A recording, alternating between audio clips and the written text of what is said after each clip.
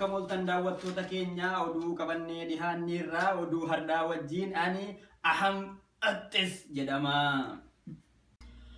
Duraan dursinee oduu isin dhageessifna.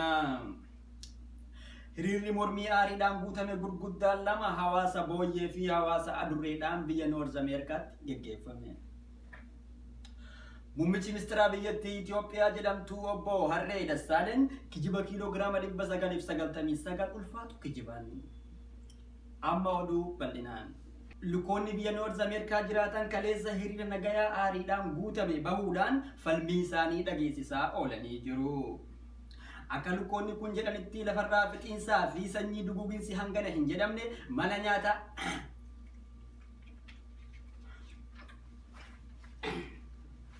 mana nyaataa beekamaa McDonald jedhamuun irratti geggeeffamaa jiraachuu isaanii dubbatan.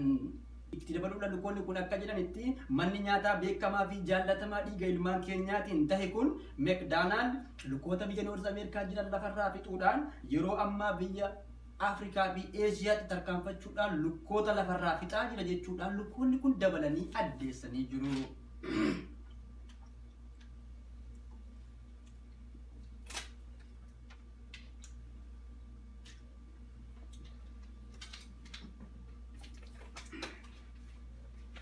Dhaggeeffattoota keenya kun osoo kanumaan jiru hiriiruma kanarratti argamuudhaan kan yaaddoo wal fakkaataa dubbatan hawaasni booyyee biyya Noorz Ameerikaa jiraatu kan mataan baqaqe yoo agarte iniyyii kan garaan baqaqetu duuba jiraachuun mala jechuudhaan kan mammaakan hawaasni booyyee kun akka jedhanitti manni nyaataa sanyoota lukkuu lafarraa dhabamsiisuun beekamu McDonald kun bifuma wal fakkaatan hawaasa keenya kan booyyeetis tarkaanfii wal fakkaataa waan irratti fudhachaa jiruuf mannoonni nyaataa gochaa gara jabinaa akkanaa kana raawwatan hundinuu mana murtii kan sadarkaa addunyaa The Hague jirutti dhihaachuu qaban jechuudhaan akeekkachiisanii jiru.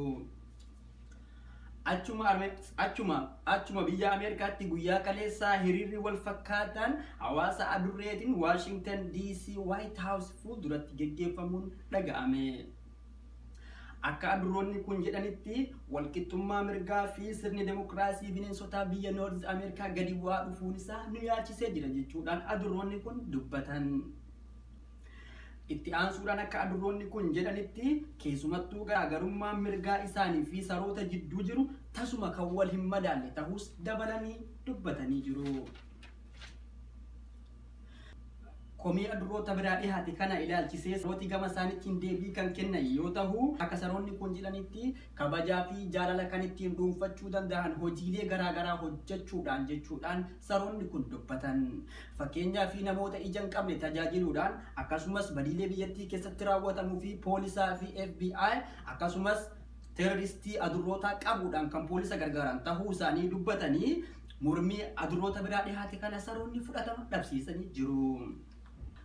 Akkasumas walfalmii adurrootaa fi saroota biraa dhihaate kanaan wal qabatee saroonni gama isaaniitiin yaada deeggarsaa hantuuta biraa argachuun dhaga'ame.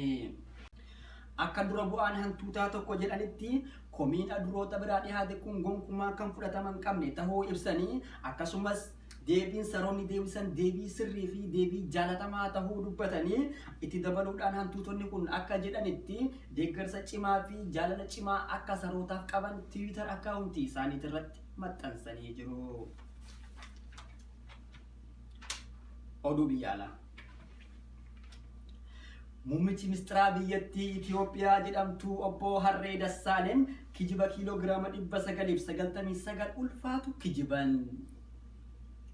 Akka oduun achii nu ga'e ibsutti muummichi ministeera biyyattii Itoophiyaa jedhamtu obbo Harree Dassaaleny kaleessa yeroo gaazexeessonni gaafilee garaagaraa isaaniif dhiheessan deebii wal dhahaa deebisuudhaan kun muummicha ministeeraa moo muummicha misiraa jechuudhaan nama yaachisanii jiru. Obbo Harree Dassaaleny keessumattuu yeroo gaazexeessonni waa'ee beela biyyattii mudatee jiru gaafilee isaaniif dhiheessan deebisuu bira darbanii biyya Ameerikaa kutaa Kaalifoorniyaa keessatti namni miliyoona 10 ol beela'e jechuudhaan waan nama ajaa'ibsiisu darbatan. Akka maddoonni keenya nuuf ibsanitti obbo Harree Dassaaleny kijibaa fi deebilee wal dhahaa akkanaa kana gorsaa isaanii yookaan gogsaa isaanii kan ta'an obbo Gadaa Tsahaayeetirraa waraabbachuun isaanii dhagahameetiin jira. Egaan daawwattoota keenya kanatti aansinee qophii addaa waa'ee obbo Abbaa Suuraa Qammanaa ilaalchisee waan isiniif dhiyeessinu qabna. Kana gammaa isinii waliin ture ani jedhama. Turtii gaarii.